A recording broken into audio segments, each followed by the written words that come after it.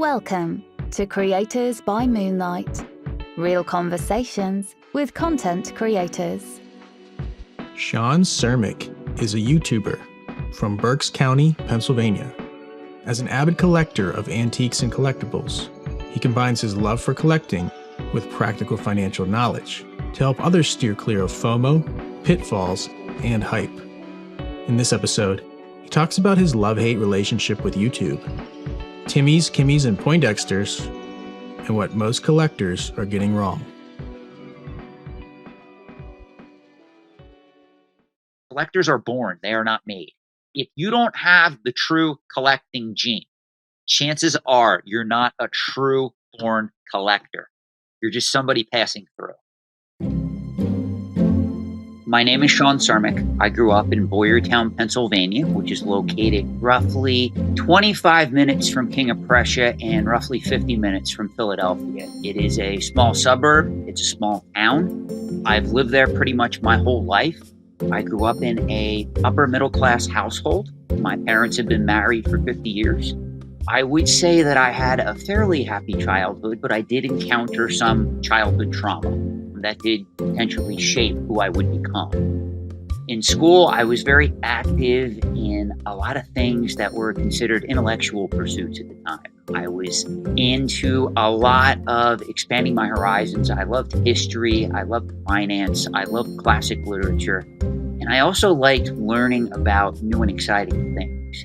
I was always considered to be very curious, and at a young age, I considered myself a collector. And I would seek out certain things in the collectible space. And my parents at the time would take me to a lot of different areas. For instance, I was lucky in that several times a month, I got to go to shopping malls like the King of Prussia Mall. I got to go to also, though, on the other end, flea markets, antique marts, places of that nature. So I saw a mix of demographics, a mix of different people.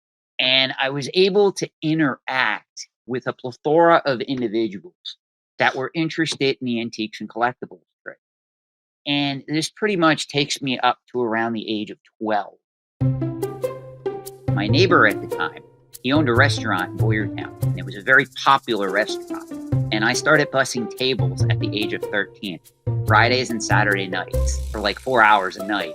And that was my first job. And that's where I really got money to pay for this. It wasn't much, but it allowed me to get in the game at a young age. And that's what I credit as my work ethic too. It really helped my work ethic. My very first collectibles were baseball cards, points. My grandfather gave me a Carson City Morgan silver dollar, and I did grade that coin and still have it in my personal collection. Comic books, and then I got into video games. And I always considered the fact that video games could be collected. So right around the 80s Nintendo was the hot problem. So I was really into Nintendo, but I was also into superheroes. I was into, of course, a lot of science fiction movies.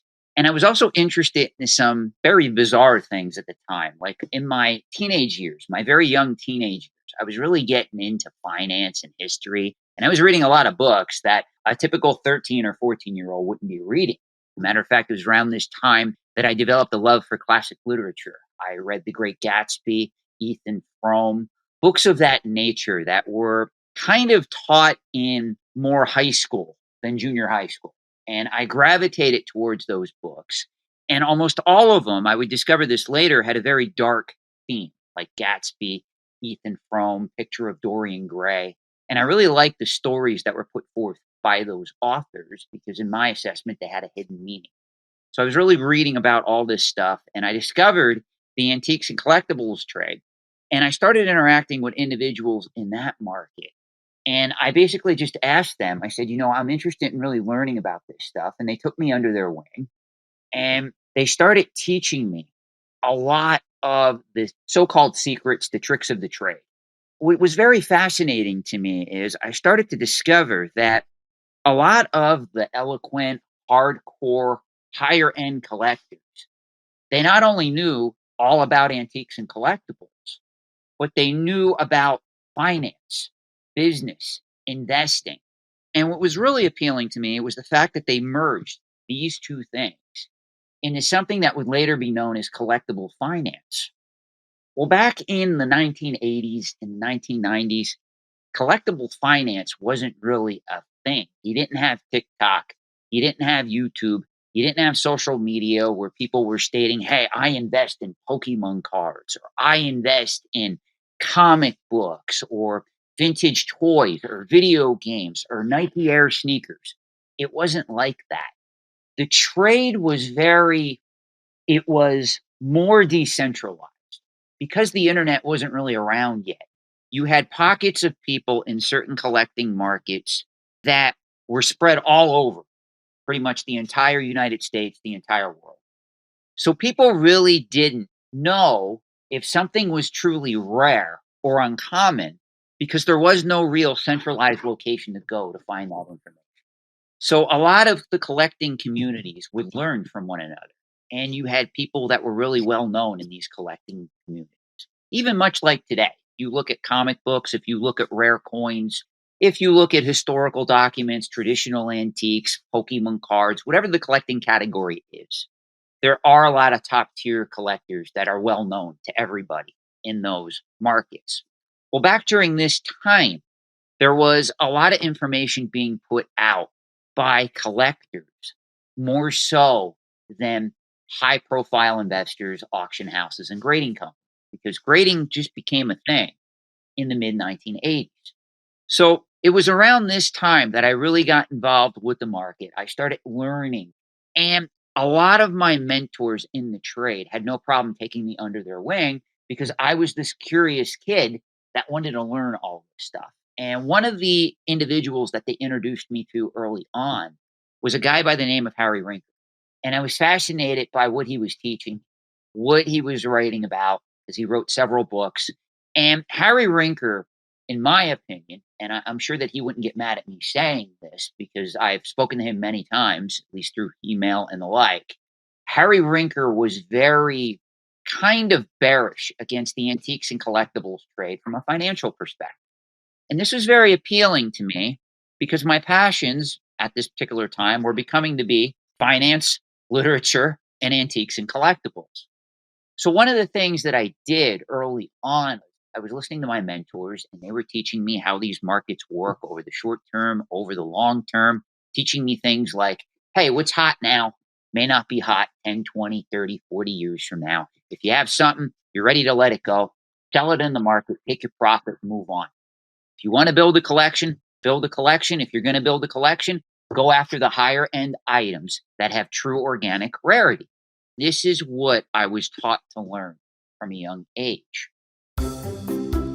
So as I was growing up, learning about this now on my own, just with the support of my mentors, what happened was I set out to test a lot of these lessons that I learned in my early years. Now, at this particular time, I was just coming out of high school, ready to go into college, and eBay was this big thing. I was at the forefront of eBay. Every weekend, pretty much every time I could, I would be at flea markets like 2 hours before they open, trying to get the good stuff so that I could take it home, I could flip it on eBay and make a profit. But it was also at this time, I wanted to see if some of the stuff that Harry Rinker was teaching, some of the stuff that my mentors were telling me was true. So I wanted to test their theories on short-term and long-term investment in these markets. And I picked an excellent time to do it because eBay was just becoming a thing. People were flocking to the internet. We had things like Beanie Babies soaring in value, Pez dispensers, pre-Nintendo video games like Atari, ColecoVision, and television. All the people now that grew up with that stuff, their parents, who are baby boomers today, they collected Lionel toy trains, Hummel figurines, Schwinn bicycles, a lot of items, Western toy collectibles, play sets from Mark's Toys from the 50s and 60s. Now we had a new generation coming in here that was going after stuff that was big in the 60s and 70s. And this was causing prices on that stuff to soar. And it was very interesting to see how a lot of these markets were working and ending up having a lot of people come into these markets who were discovering eBay for the very first time. Part of what I wanted to do was prove Harry Rinker wrong because I had thought that some of his theories were too bearish and a lot of these markets could have a lot of potential going forward. Well, as I got further and further into this, several years went by and I built a huge following on eBay. I was making a lot of money. I discovered the truth. These markets are always changing and evolving. And that had a pronounced effect on me where I kind of went back to the proverbial drawing board, worked with a lot of my mentors, and I said, okay, this is really fascinating. The average individual who even collects, who gets involved in these markets, does not understand collectible finance. With his interests firmly fixed, learned mentors guiding him, and the auction site eBay on the scene, Shawn seemed fixed to dive deeper into collectible finance. But in young adulthood, life threw him a curveball that would ultimately lead to YouTube. Now, on the personal side, when I was in my 20s, I started getting sick very bad. It was something that doctors could not explain. What happened was they started to do tests on me, and it would take many, many years, well into my 30s. But what it led to was a diagnosis of celiac disease.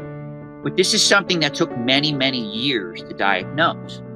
So back when I was doing the eBay thing, I realized I kind of had to find a way. I was ready to diversify from my business because I was getting sick. They didn't know what I was going to have at that particular point in time. So I sold off the business right around 2007, 2008. I did it very quietly. My life was kind of in transition. And even before this, I've worked a plethora of corporate jobs. I was always a hard worker. I always did the antiques and collectibles on the side. So right when this happened, I started writing eBay guides online for just eBay for free. They had this thing where you could write guides like product reviews, whatever it was, anything you wanted to write about. And I started exposing my secrets about the antiques and collectibles trade. I gained a following for doing this. Now today, obviously, these guides, eBay doesn't do anything with guides anymore. It was an old thing. They retired it several years back. But somebody reached out to me and they said, Shawn, you're really good. You really understand this material. I learned a lot from you. You should reach out to so-and-so. They knew of this publication, Antiques and Auction News, that was looking for a writer. So I reached out to the editor and I said, hey, this is very interesting. I've never done this before. I was just told that you guys are looking for another writer. If I give you sample work, you might be able to review it and you might see if it's something that you're looking for. And I knew at this time, freelance writers don't earn that much. So I knew it was only going to be a very minimal paycheck at best to do this. So I reached out and they read a couple of my writings and they said, you know what? We would like to give you a chance. So in 2013, I went right into that. I was working a corporate job. And then I went right into writing for Antiques and Auction News. And my articles were to premiere every 2 weeks. The first time I started to write articles, I'm sure that a lot of people were like, who is this young dude? So it was very difficult at first to find my footing because most of the people that write for antique publications, I don't mean to be rude by stating this, but most of them are baby boomers. You're really not finding, now you are, you're finding some Gen Xers that write for these publications and even millennials and younger for some of the more hip pop culture based publications out there that cater to that side of the trade. But I was writing for an antique publication.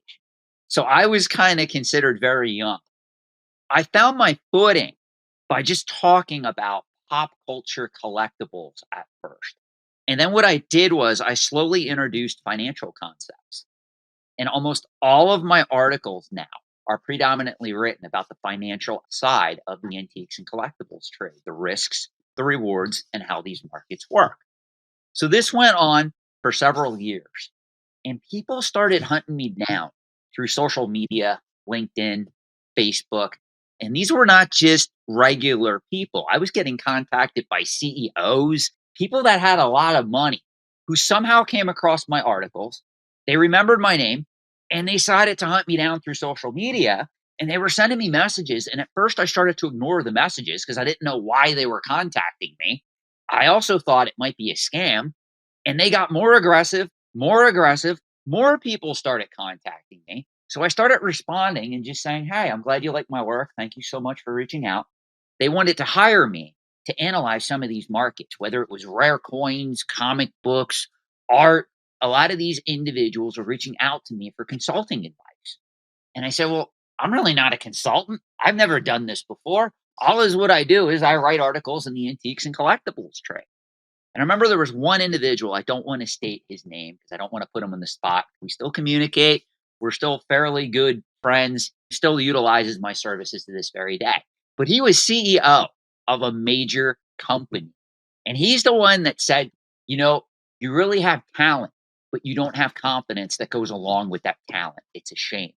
And that stuck with me in my mind to the point where this was really what sparked something where I said, okay, it looks like I'm probably going to be a part time consultant in the antiques and collectibles trade, at least at this point in time. I really didn't want anyone to know that I was doing this. So I told him, I told a couple of people, hey, you know what? I'm going to take you guys on as clients. I'll help you guys with this. All is what I ask. If you know somebody that needs my services, I'm not going to advertise. Just put my name out there. So that's what really led to the consulting side. Then I want to say 2017, 2018, YouTube started going haywire. You had a lot of people coming on YouTube, TikTok, trying to tell people how to speculate, how to invest in these markets. This was at a time, I don't know if any of the people listening to this know who Rudy with Alpha Investments is down in Florida. You had some of these other smaller YouTubers that were coming into this space, and they were stating, hey, you can look at Magic the Gathering cards or Pokemon cards or comic books or rare coins from an investment perspective. You can invest in this stuff. Well, naturally, with my knowledge, with my understanding, this really piqued my interest. And from early on, I was a subscriber and a fan and a viewer. Today, they have hundreds of thousands of subscribers because they really blew up.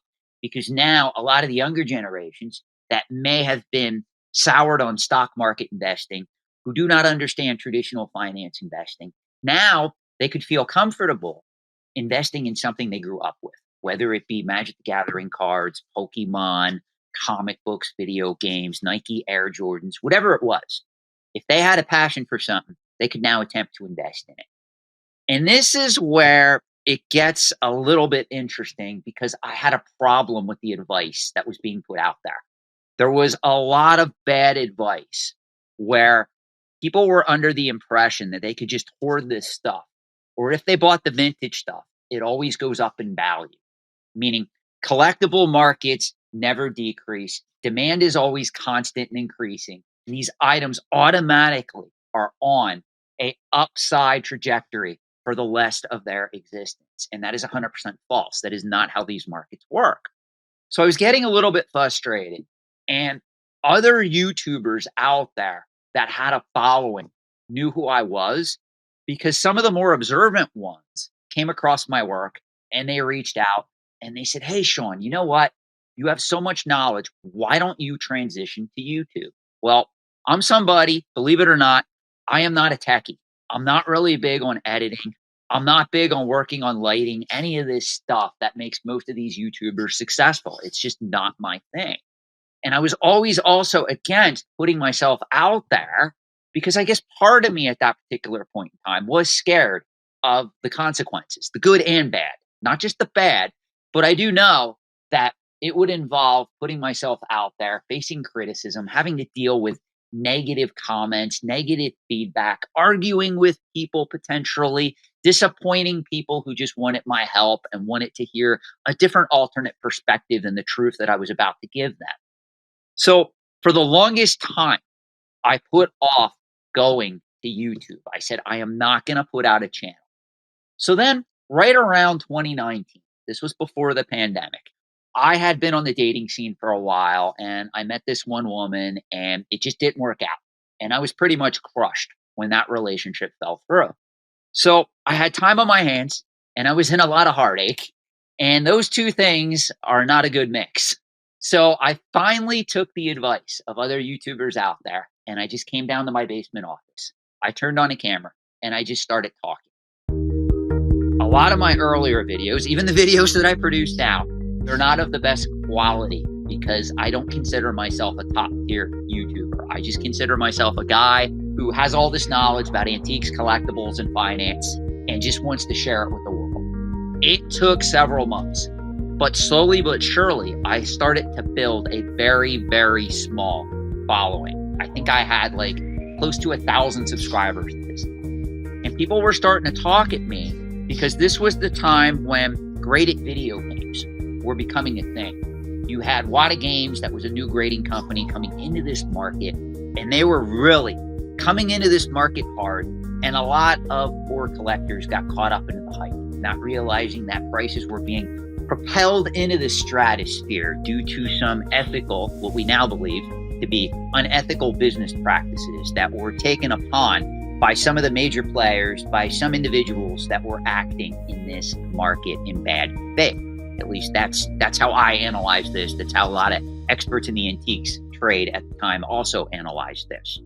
Well, I started doing a lot of videos on this particular talking point and trying to teach the core fundamentals of collectible finance, how demand is always more important than supply. Right now, demand, when we're talking about graded video games, is starting to overtake supply to the point that these prices are no longer guaranteed. So a lot of people started to watch my videos because I was giving the other side of the argument that they weren't getting from a lot of the people that were talking about how great the antiques and collectibles trade is from an investment standpoint. So I kind of became the negative Nelly, as some people would describe it, the reality that the market needed. And a lot of other YouTubers, mainly Carl Jopes and Pat the NES Punk, who I respect greatly, they caught wind of my work and they started reaching out to me and they said, Shawn, we want to do a video about what's happening in this market. We want you to be part of it. And I didn't know what to think at first because at this particular point in time, I was a small fish in a very large pond, to the point where even if I made a mistake on YouTube or on camera, it really didn't matter much because most people didn't pay too much attention to my work. Again, I had around 3,000 subscribers and growing at this particular point in time. So I agreed to work behind the scenes and be into this particular video that Carl Jopes was doing on this phenomenon with Wada Games and all of these games. So the video premiered, and I remember thinking, at best, I don't have anything to worry about. It's going to get 100,000 views, maybe 250,000. People will watch it, then it'll die down and it'll all go away. Well, when that video hit, I think like within the first week or even less than that, it got over 1 million views. And people were coming to me out of the woodwork, either wanting me to do a collaboration with them through YouTube, or they just wanted to talk to me, people in my personal life, because I didn't tell anyone. One thing about me is my name on YouTube is Reserved Investments, but myself, I'm Shawn Cermak. I try to keep the two separate. I don't try to intermingle them at times if I can help it, because I like to keep my private life out of it. So I look at it as, and this is going to sound corny, almost like maybe a superhero or a supervillain, if you want to put me in that category as well, where Shawn Cermak's a person, but his alter identity is Reserved Investments. And believe it or not, that's the advice that I give to other YouTubers that are just starting out because you don't know what the algorithm is going to do with your work.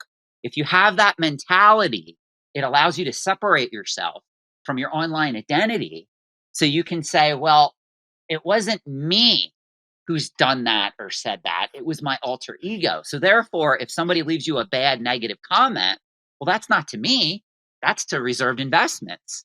So this is one way that I use to trick my brain to allow me to put myself out there like this. Because again, I am the type of person that likes to pull the strings. I'm the puppet master behind the scenes. I really didn't do this for fame. I didn't do this for notoriety.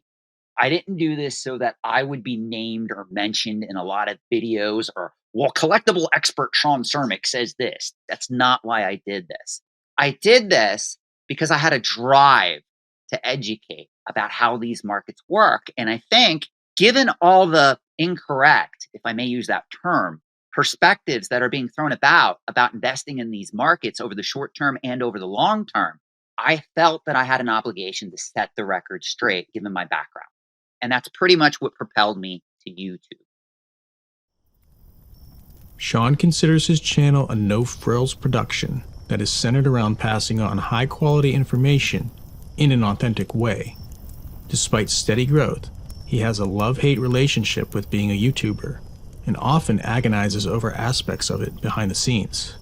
He still maintains a corporate job and posts videos on the side.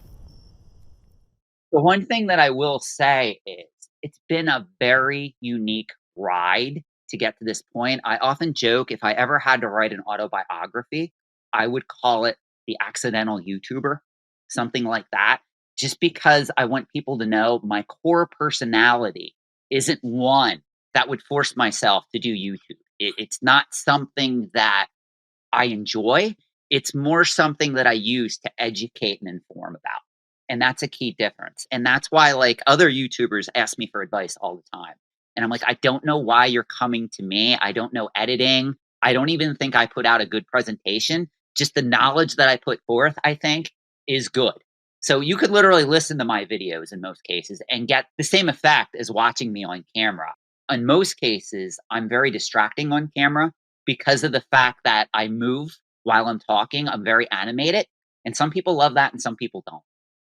People now kind of know the truth about me, where before I was kind of shrouded in mystery.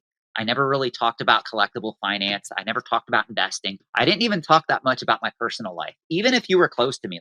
So it's very interesting because now that I've become more public with all of this information, with starting the channel, with my consulting work, with the fact that I also speculate and invest in these markets, the fact that I sell on eBay, I do sell some of this stuff on certain platforms.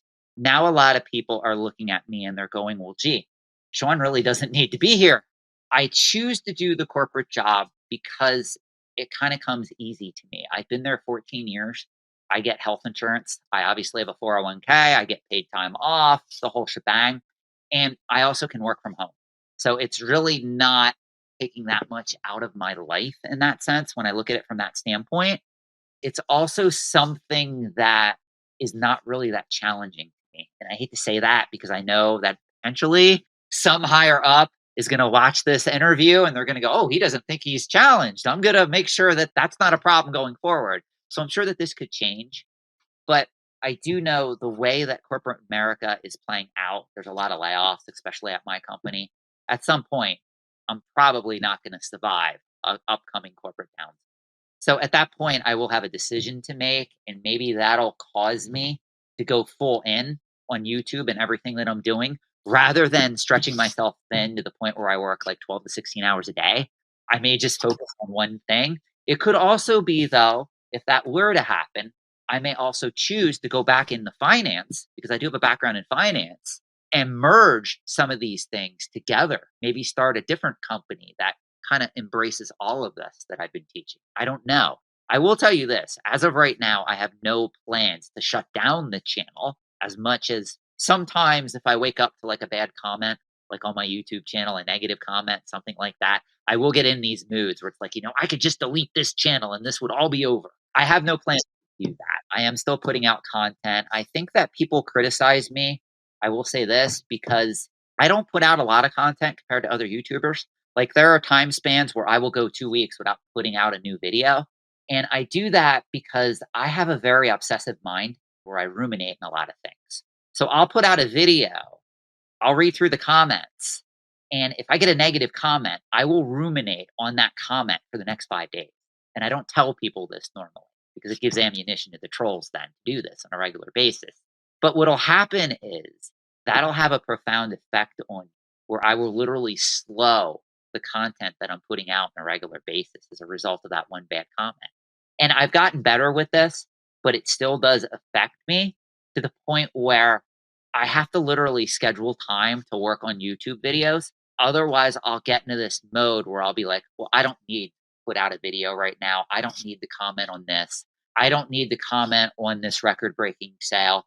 There are times when I wake up and I feel, you know what? This is too much. I just want to delete the channel and go back to where I was before.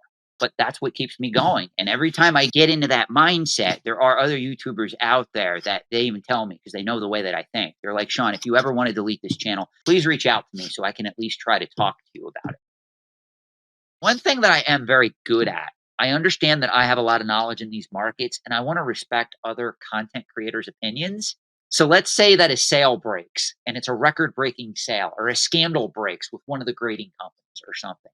I won't put out my video until most of the other content creators in the collectibles sphere, or this collectibles finance space, have had time to comment on it in most cases. And I do that out of respect, because I will only put out a video if I have a unique talking point to present.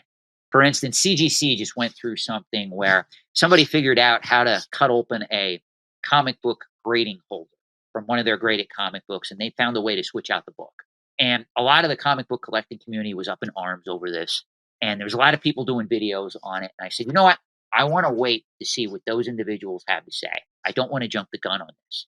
And it allowed me time to kind of reflect, kind of obsess over this situation that was occurring. And by the time I put out my video, I was like, you know what, guys? This is only affecting 0.00001% of all the books out there. The comic book collecting community, in my opinion, was overreacting to that issue. So I brought a different perspective that was kind of uncommon for that scenario. So that's kind of the way my mind works. I do tend to spend a lot ruminating on the subject matter that I put out and future subject matter. I often joke at any given time, I have 100 videos in what I call pre-production. I will literally start working on a video and I may not finish it for 6 months down the line, and I don't do any editing. So really what happens is, once I start the planning stages, once I do a mock video run on it, I will then record that particular video. And if I go back and I play it and I think it's not good enough to the point where all is what I'm doing is moving my hand, saying things like, okay, do you understand? I don't think that I'm conveying the message properly. I will delete it. And then what will happen is I'll go on to something else. I won't stay focused on that video. Several months goes by, then I go, oh, okay, now I got to go back and work on this video again. I don't think a lot of people understand how much time it takes to be a YouTuber, even if you're somebody that doesn't do any editing, especially if you're somebody like me that does it all in one take. If you do a video all in one take, if you screw up 15 minutes in and that's a 30-minute video, you're now starting from the beginning again. So that's what kind of makes my channel a little bit unique in that respect. Because again, I do not have the time to sit down and learn editing. I've tried. It is not something I am comfortable doing. It is not something that I like. There's a lot of Timmies, Kimmies, and Poindexters out there that think Timmies, Kimmies, and Poindexters. A lot of the Timmies, Kimmies, and Poindexters. Timmies, Kimmies, and Poindexters didn't listen to me. They said it's all going to go to zero. Is there any hope for them? Is there any hope for the human race? The Timmies, Kimmies, and Poindexters. Yes, when I started my particular YouTube channel, believe it or not, those terms have been around for quite some time. I did not create those terms. No other YouTuber created those terms. Timmies, I added the Kimmies, I won't lie. Timmies and Poindexters have been around since the beginning. All is what my definition of a Timmy, Kimmy, and Poindexter is. A Timmy is somebody that doesn't know any better. He's a starry-eyed speculator who thinks everything that he buys is going to go up in value if he holds it long enough. And all of these items that are being mass-produced even today are investments in the antiques and collectibles trade. So he's just somebody who's a little naive, who doesn't know any better, and just loves spending his money on antiques and collectibles and calling them investments. A Kimmy, that's the female version, because I didn't want to sound sexist. You know, if I keep calling everybody a Timmy, people are going to be like, well, wait a minute, there's women in the trade too. So it's just one of those things that hit me. I'm going to go Timmies and Kimmies. A Poindexter is more or less a hipster. It's somebody who is attracted to these markets because he sees other people doing it. He says, oh, I'm going to get involved in that market. But he really doesn't have the passion for it to stay in it the long term.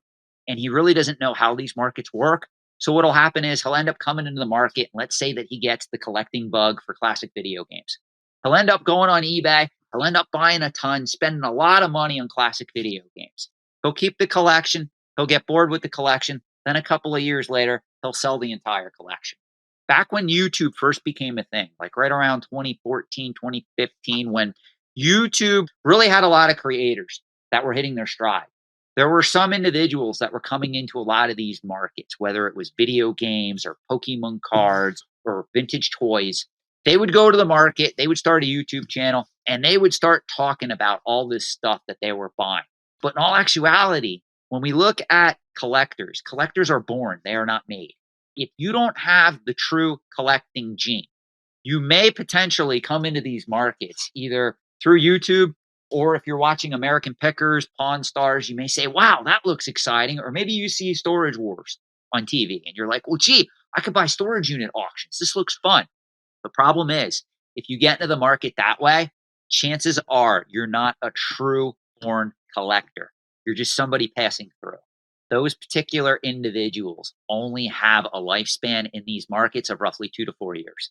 We know this because that's what the data tells us. Then they burn out, then they end up selling all the stuff, and they don't really return to collecting ever again. So that's the definition of a Poindexter, if that makes sense. Shawn lays out his views on collectible finance and the other pressing issues he covers on his channel. If you're collecting solely because you have a passion for something, that is the right reason to collect. Now, if you want to switch over and become either a speculator or investor, you have to then learn to recognize that you're going from an abstract mindset, which is what emotion and nostalgia is, to a more logical mindset, which is what finance and investing is. So if you're going to go from being a collector to an investor, let's say, or even a speculator, you have to learn to control the nostalgia and the passion that you have for the item in question. And this is a mistake that a lot of collectors that are convincing themselves that they're investing in these markets make all the time. You also have to realize that what is hot now will not be hot, most likely, 10, 15, 20 years from now. The only constant that you need to know about the entire antiques and collectibles trade is that it is constantly changing and evolving. Nothing is ever the same. If you want a market that is going to stay the same, you should be looking at high-profile markets on the antique side of the equation, not on the collectible side of the equation. Because in all actuality, the antiques and collectibles trade, why we call it the antiques and collectibles trade, these are two different market dynamics, just have overlap. Antiques are rooted in history. Collectibles are rooted in nostalgia. So if you're going to attempt to choose one of those markets to invest in, I'm here to tell you, if you buy right, the money and the stability is on the antique side of the equation. Collectibles are consistently changing. The definition of a collectible is an item that sells for more than what it did at retail when it was first released. The definition of an antique is a collectible, or any item in particular, that is 100 years of age or older. So if I was going to put my money in something where somebody said to me, hey, this particular item can't lose money, or it has to at least go up in value, I would be going after historical documents. I would be going after things rooted in history. Whereas if I was going to speculate over the short term, and what I consider to be the short term is 5 years or less, in some cases 10 years or less, that's where I would choose pop culture collectibles. Now, certain markets on the pop culture side of the trade, they are showing strong resilience. And what I mean by that is, if we look at comic books are a prime example of more of a boomer collectible that became a thing with Gen Xers, and now a portion of millennials have gravitated towards it.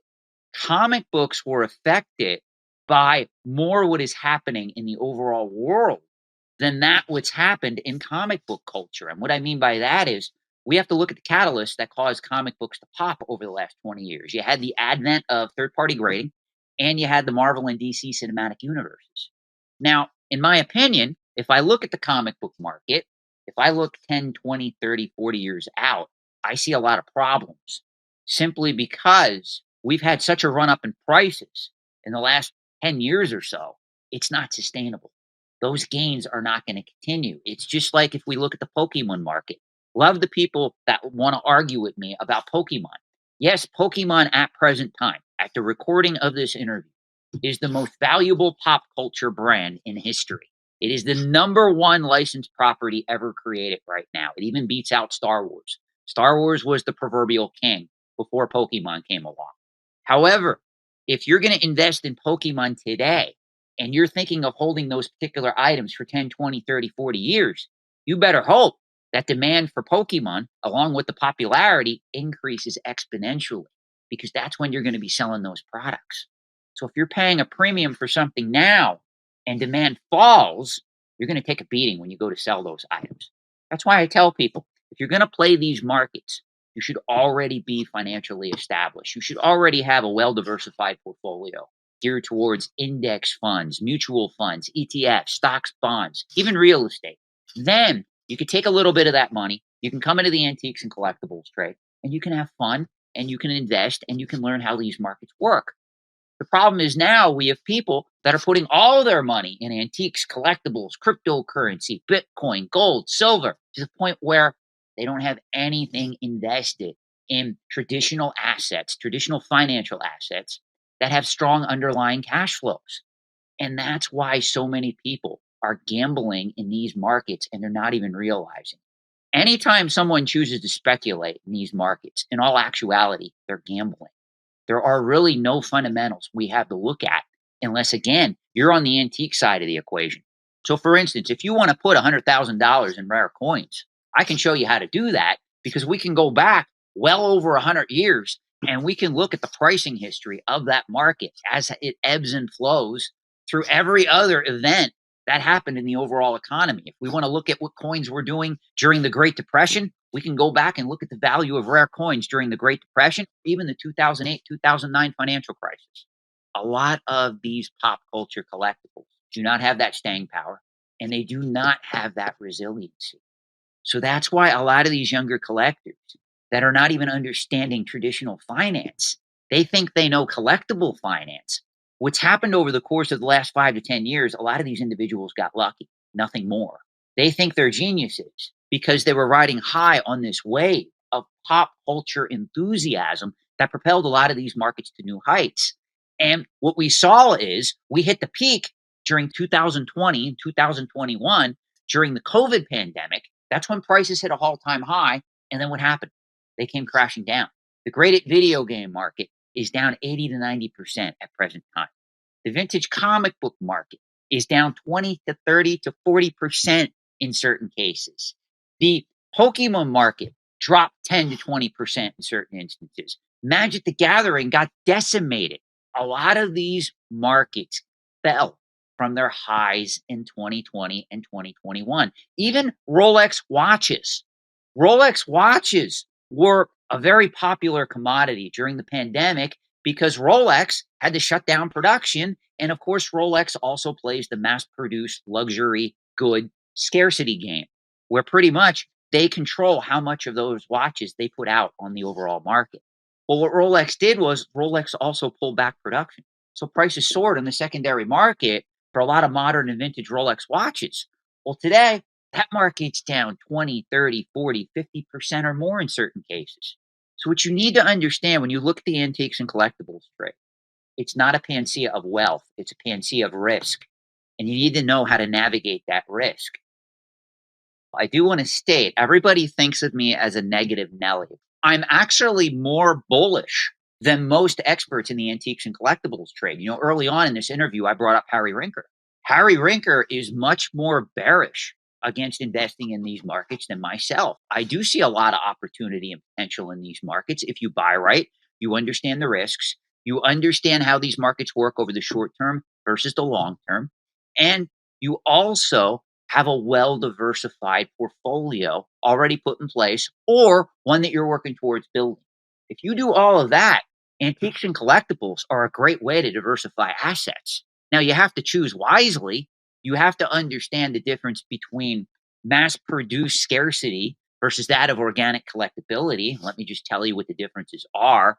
A lot of companies right now, whether it be Funko Pop, Lego, Nintendo even does this, Pokemon, Magic the Gathering, a lot of these companies, they'll take a product and they'll limit production on that product, or they'll only put it in production for a couple of months. Then they'll discontinue that particular item where prices for that item shoot up in the secondary market. That is not due to organic collectability. Now, on the other side of the equation, what's the definition of organic collectability? Well, if you're wondering why a copy of Action Comics 1 from 1938 sells usually when it comes up for bid in any type of condition for either hundreds of thousands of dollars or millions of dollars at auction, that particular comic book, when it was produced in 1938, people were not pulling comic books off the newsstands, keeping them in mint condition, and saving them as investments in 1938. In the year 2024, they are, but in 1938, that was not a known practice. So as a result, just due to overall rarity and the fact that that particular issue represents the very first appearance of Superman, it has that much value on the market. So that is a prime example of organic collectability versus mass produced scarcity or hype. This is why I warn so many Pokemon collectors, so many pop culture collectors that collect these items that are produced in the modern era. Close to 90% of them are not going to perform the way you think they're going to perform on the secondary market when we go out 10, 20, 30 years. If you're going to invest in these markets, you got to go after the truly rare and expensive stuff. And unfortunately, this is where the financial markets differ from that of the antiques and collectibles trade. If you want to invest in the financial markets, even if you're going in just doing index funds through Vanguard, you want to diversify your holdings, meaning you might want an S&P 500 index fund, you might want an international stock fund, you might also want to add a total bond fund, and that makes up your portfolio. In the antiques and collectibles trade, diversification can get you in the trouble if you don't have the means to go after the more expensive items. For instance, let's talk about Pokemon. If I'm going to invest in Pokemon, and there's a lot of risk in this market because it's only been around 30 years, Pokemon came to the United States in the late 1990s. It's still very new. But if I'm going to invest in this market, I want to go after the scarcest vintage, mintiest cards I can find, because those are the particular items that have true organic collectability. And if I'm investing over the long term, there's upside potential to those items, assuming that demand at least stays the same or demand increases over the next coming years. So that's an example as to how collectibles can be great to diversify into, but most people make bad decisions on what they're buying and what they're holding. Let's go to comic books or rare coins. Comic books, if you're going to invest in comic books, you want preferably key golden age, key silver age, maybe key bronze age, depending on how many copies of some of these books are out there. I do not like the Incredible Hulk 181s, the Giant Size X-Men 1s, the Amazing Spider-Man 129s. But there are books that flew under the radar, like House of Secrets 92, first appearance of Swamp Thing, where if you're getting that book in 9.2, 9.4 condition, due to how many copies are out there, that could potentially be a good long-term play if you're willing to be patient and you understand the risks of tying up that much money in a comic book that is pretty much just going to sit in a safety deposit box or on your wall and not pay you any income for the next 10 to 20 years. If you're willing to pursue that as a risk, collectibles can be a great diversification, but they should never be the core crux of any investment portfolio. They weren't designed to be. And let me just state this.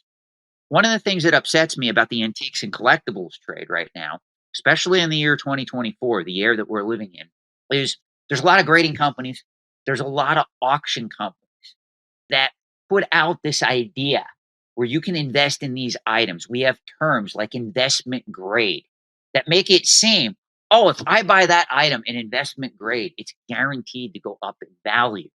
That is not what the term investment grade means.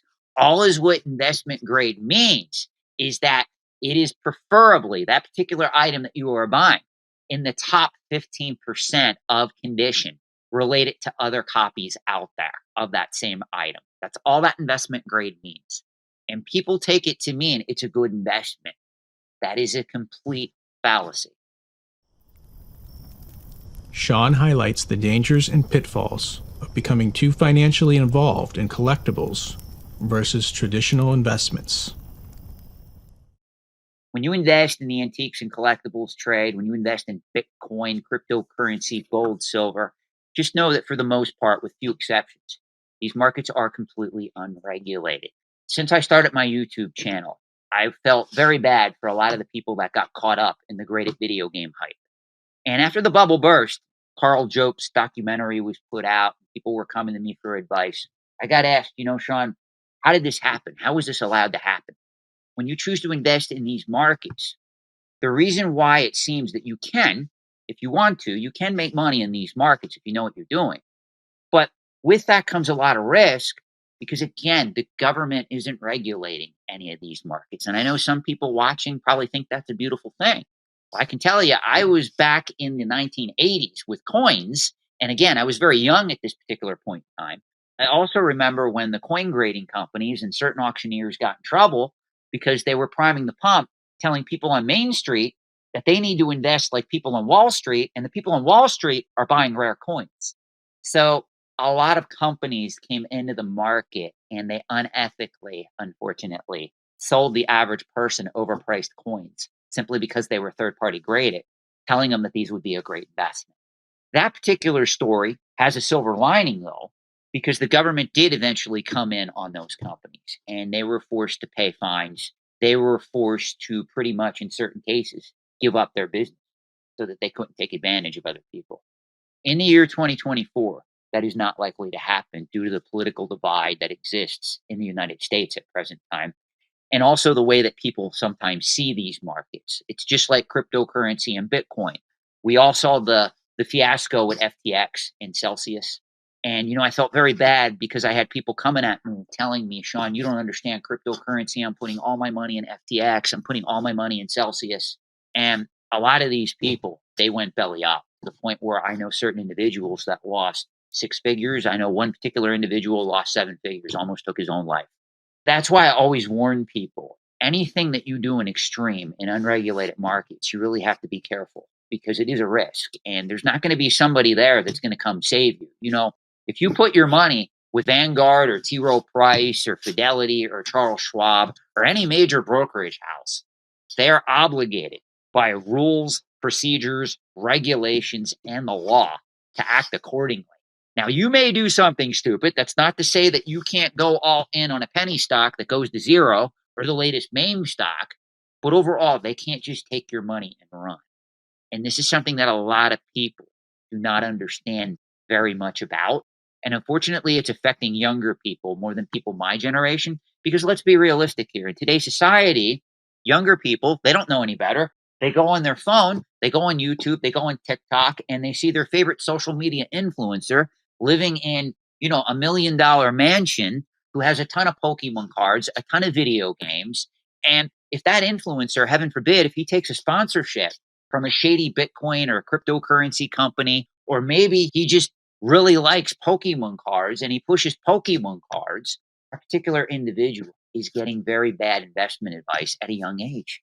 And what makes this sad is a lot of people who invest do not understand the time value of money. This is a simple concept where if you're in your early 20s and you start putting like $3 or $4 or $5,000 away in index funds in a well-diversified portfolio, you can literally stop putting that same $3,000 to $5,000 away when you hit 30, 32, and you will have more money than somebody that starts at 30 putting that same amount of money away and they do it for 20 years straight. The person that only did it for 10 years or 12 years and they did it from 22 to 32 or 22 to 34, they're going to have more money because of the time value of that time that money had to compound over the long term. It's going to grow higher than the person that started later. It's very scary to me when I see a lot of these young individuals go, well, Shawn, the stock market's a scam. You're right. You shouldn't be investing in individual stocks. But index funds are not a scam. Index funds have been shown to be very resilient. As a matter of fact, if the economy crashes tomorrow, I would tell you to do what I did back in 2008, 2009, when the stock market crashed. Buy more index funds because we see how that pays off over the long term. And unfortunately, everybody wants to get rich quick today. They don't want to take the time. Here's a statistic for you. Most people get this wrong when I ask this question. I'm not going to put you on the spot. I'm just going to give you the answer. But if we look at the average age of a millionaire living in the United States, when I ask younger people that, they tell me it's usually someone in their 30s or 40s or sometimes in their 20s. The correct answer, the average millionaire living in the United States is 57 years of age. You yourself, you have a 4% chance of becoming a millionaire by the time you are 57. This has already been put out there in multiple studies.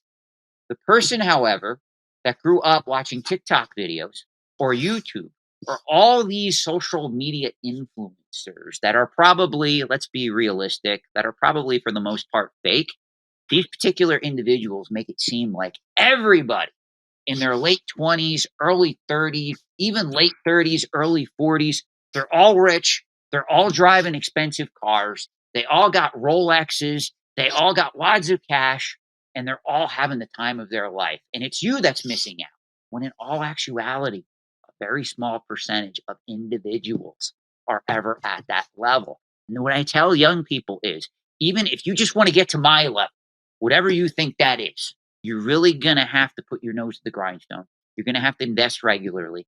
You're going to have to make good financial decisions, because I myself, I know it seems now at the age of 47 that I have all this knowledge. I did make some mistakes. I've made some mistakes in bad investments. I've made some mistakes in bad relationships that I was in that I didn't know any better. I've made mistakes by trusting the wrong people and allowing them to come in my life. I've made mistakes even in my corporate jobs that I've worked. I will stay at the same company for the longest time, even if I know firsthand I could go get a job at another company and earn more. I'll still stay loyal to the same company over and over again until they finally lay me off or let me go. It's that bad. So I have my own issues that I've had to work. And that's why I try to share my experience and my knowledge on not just the subject of investing, on antiques and collectibles. I also try to give knowledge about how to just be a better human being, how to be ethical, caring, how to not be a predatory person, how to live your best life and be realistic in what you can achieve and what you can hope to achieve. Because I'm here to tell you, when we look at the differences between free will and determinism, I am a huge fan on determinism. And people often challenge me on this. And they say, Shawn, why are you a determinist? I would think, given your life choices and the way that you turned out, you would be a free will theorist or a free will thinker. The answer is, when you look at zip codes that people grew up in, you can almost with 90% accuracy predict how they're going to turn out. So there's a lot of people that think they're going to be the exception to the rule, when in most cases, if they were going to be the exception to the rule, they would have already started doing different, having different habits, having more healthier habits at a younger age. For instance, when I started on eBay, I was making a lot of money. The smartest thing I ever did, I tell people this, it has nothing to do with the antiques and collectibles. When I made money in that market, I started investing a lot of it in index funds. I remember I had a Vanguard account at the age of 18, and I was religiously writing checks. I remember writing checks out for $30 back then. Today, just to give you an example, today that money grew. It's probably $500 in certain instances, depending on what it was invested in, because of the compound interest of all that time, 30 years sitting in an S&P, sitting in a total stock market index fund. Maybe I'm exaggerating a little there. It'd probably be a couple hundred. Let's use that as an example. But still, that's how wealth is built over time. There is no shortcut to life. You know, I've said this on my channel before, and I'll say it again. People are looking for the Konami code of life. If you grew up in the Nintendo era, I'm sure that a lot of you guys remember the Konami code, where you entered it in the controller and you got 30 lives to start, beat almost any game, whether it was Contra, Gradius, Super Contra, all the hard Konami games. There is no shortcut to life. You may get lucky. You may possess more knowledge than other individuals, but you still have a skill set that you have to pull from. Maybe you came from a wealthier family. That's great, but you still have to use it. And you have to have the patience and understanding that building wealth takes time. It is not something that just happens. And I really think that's what's sad, because there's so many people just like throwing proverbial spaghetti against the wall. They're putting their money in Bitcoin, meme stocks, penny stocks, whatever social media influencers are pushing. That's not how you get wealth. Shawn outlines how interested parties can truly learn the principles behind collectible finance. Even if it means that you unsubscribe from my channel or you don't watch my channel anymore, I usually tell people they need to get off of the internet. The internet is actually at a point where there's so much advice out there. You could have 8 different content creators show up in your feed and they could all tell you an opposite thing. So what I tell people is, we have to go back to basics. That's why I do videos where I tell people what books they should be reading if they want to learn collectible finance or even investing in general. And I do that on purpose because it forces them to go offline and actually just interact with that book and the author as they wrote it and as that information was intended.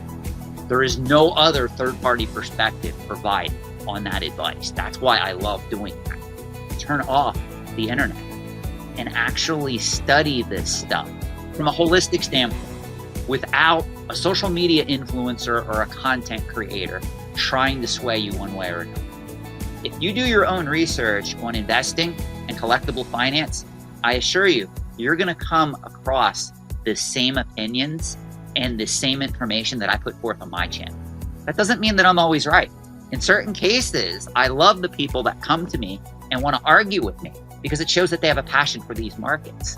Sometimes I feel a little bit gaslit by my own content, where I'll interact with someone and I'll be like, that person has a lot of passion. Maybe I wish I had that much passion. Maybe I am too negative with some of these topics that I talk about. So that's where I tell people, if you really want to learn about investing and collectible finance, your path before coming to the internet should be off the internet. You got to learn the basics. Like, go read the books that Jack Bogle, creator of Vanguard, go read a lot of his books on finance. The Little Red Book of Investing, I think it's called. There's a lot of books that he wrote where he argues for an index fund. And a lot of these books were written back in the 80s and 90s, and they're still relevant today. Because if you look at the gains of index funds, you can do your own research and you see they pretty much outperformed active investors to a 2-to-1 ratio over that time span. So if you read a lot of these hardcore finance books, even collectible finance books, like Killer Stuff and Tons of Money is a great book that I recommend. The Psychology of Money is another book that I recommend. A Random Walk Down Wall Street. If you're somebody that has a financial background, I would also recommend Collectible Investments for the High Net Worth Investor. You know, one of my big regrets on YouTube is it's very hard to teach master's level and above courses on YouTube because the average person that comes to YouTube doesn't want to get inundated with financial formulas, almost like a math class, where they literally have to pay attention to everything you say. Most people want some entertainment in what content they're consuming. But if you read the book, Collectible Investments for the High Net Worth Investor, they actually go through hardcore financial formulas that you can apply to certain markets in the antiques and collectibles trade. And it's very fascinating. That's why I have people who come to me and they say, hey, Shawn, I have an MBA in business or finance. I always recommend that book and they get a lot out of it. Now, if you're new to investing in general, you will struggle with that book. Don't start with that book. But what I will tell people is they have to begin with the basics. I honestly believe that one of the reasons that I became somewhat successful, and I'll word it that way because I'm not somebody that, likes to brag or boast or anything. But one of the reasons is back in the 80s and 90s when I started out, there was no internet. If I wanted to get information on something, I had mentors in the trade. There was no other way to get information on these talking points than sit down with people who lived and experienced these particular issues that I wanted to talk about. And they had no reason to misguide me because it wasn't like they were creating like a YouTube channel or something that has an algorithm they get ad revenue from. They had no reason to misguide me. So that's what made it great. Today, it's very hard to know who to trust. I mean, I can recommend certain YouTube channels, but again, most of them have a level of hype added in.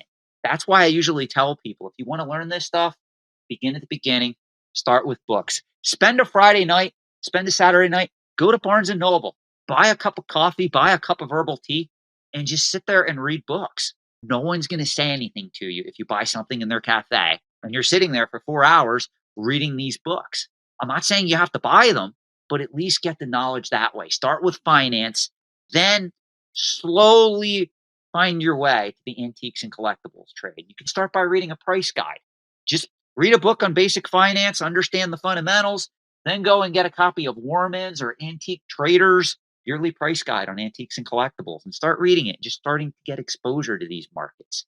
From there, you can read the book Killer Stuff with Tons of Money, Psychology of Money. You're well on your way. One thing that I will tell you is if you are going to make a go of the antiques and collectibles trade, you have to have an understanding of speculative bubbles. The antiques and collectibles trade works on speculative bubbles. Make no mistake. That's why there's a lot of excellent books I can recommend Devil Take the Hindmost. That's an excellent book. I know it has a weird name, but it's about speculative bubbles that have percolated literally since the tulip bulb bubble. You remember that, which occurred in Holland in the 1600s, where people were literally paying the price of a house to own one tulip bulb. And they actually thought the price was going to increase exponentially. Now, to be fair, that particular story is a little bit overblown. Everybody wasn't buying and speculating on tulip bulbs. It was kind of a niche market, but it was a massive speculative bubble for that time. And this is why I get involved in arguments with cryptocurrency enthusiasts. I tell them right out, how do you know Bitcoin is not going to be the next AOL or the next Netscape? Just because you're putting your money in Bitcoin doesn't mean you're investing in blockchain technology. That is a major mistake that a lot of cryptocurrency investors make. I remember the dot-com era bubble very well back in the 1990s, back in the early 2000s when it burst. And I remember getting into arguments. People were putting all their money in AOL and Netscape stock. And I was telling them, you're not investing in the internet. You're investing in a company that just connects you to the internet.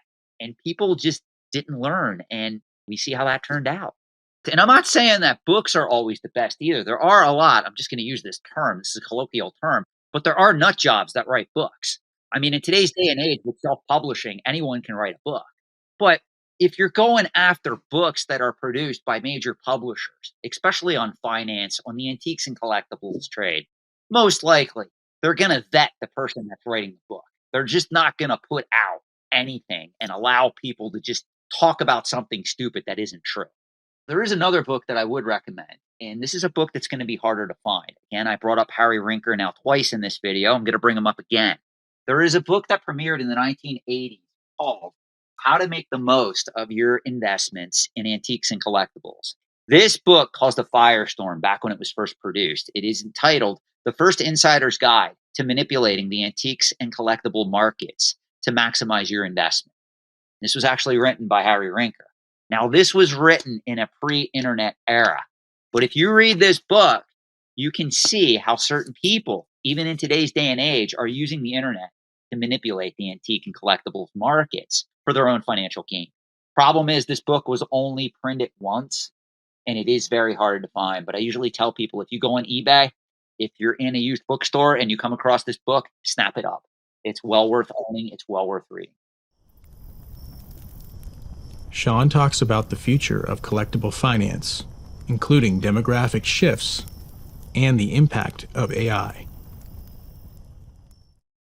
The future of the antiques and collectibles trade is quite exciting. It's going to be very interesting to see where these markets go. The demographics are a little bit split.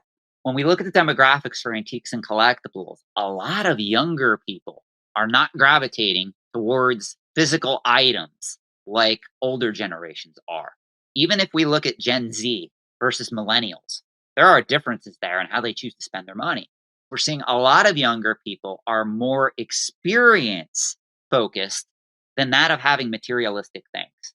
So if that trajectory doesn't change, that is going to have a profound effect on collecting and investing in these markets going forward. Now, obviously, if we're looking at Gen Z, we have 20 to 30 years to go before they're even starting to make an impact in a lot of these markets. Let's be realistic here, especially if we're talking top tier markets where you have to spend tens of thousands of dollars to obtain some of these higher end collectibles, or even, heaven forbid, 6 figures or 7 figures.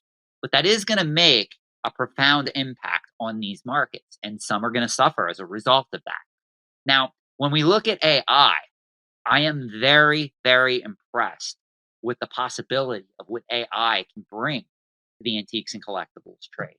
Not only from a standpoint of possibly being able to authenticate a lot of these objects and maybe even grade them as well, but the fact that pricing data in real time may be a real thing now going forward. Like right now, if you want to get pricing on any type of antique and collectible, I don't care how liquid, I don't care how popular, it still takes research.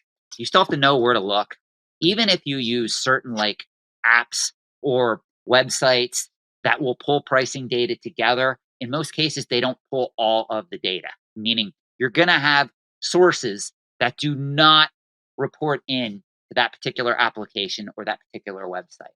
With AI, if we can program AI to be unbiased and just pull all information, if it pulls in that data and it has the ability to do that, it is actually going to help add more authenticity, more validation to a lot of these markets. Because when we do pricing metrics, even auction companies do this. When we look at pricing data, auction companies have a vested interest to not always report on sales that are on the low end of certain popular items. As a matter of fact, there are reports throughout the antiques and collectibles trade that if an item doesn't do really well at auction, the auction company tends to forget about it and it no longer shows up in their previous auction results when you go on their website. There are companies that remove it.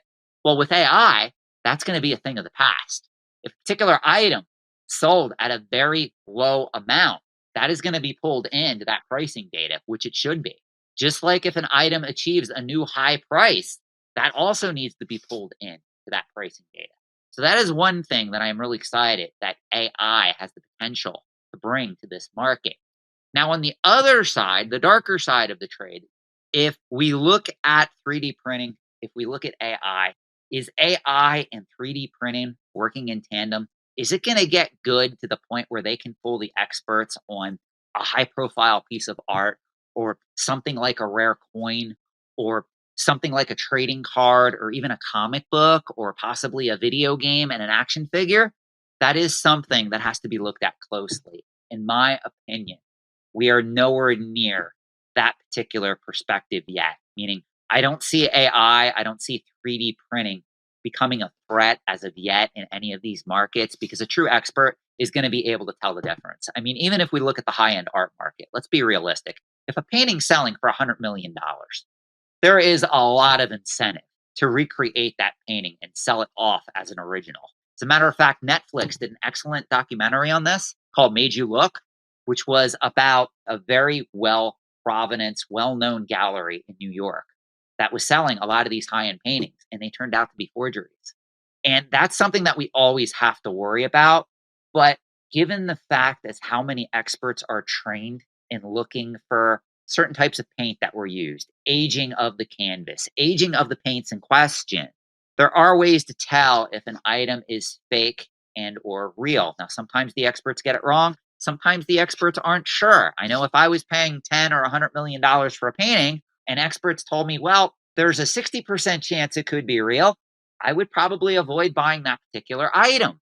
With AI, I'm looking at this from the perspective that AI could at least present an opinion and be 80 to 90% accurate, even more accurate than the experts. There's people on the negative side that are going to say, well, wait a minute. What if AI could also then use that intelligence, that artificial intelligence, to then create a fake painting that is 80 to 90% accurate? That could be bad for the market. Again, I don't think we're anywhere near that, and I don't think we're going to get anywhere near that in due time. I think that we're looking at a problem that could potentially exist 50 to 100 years into the future.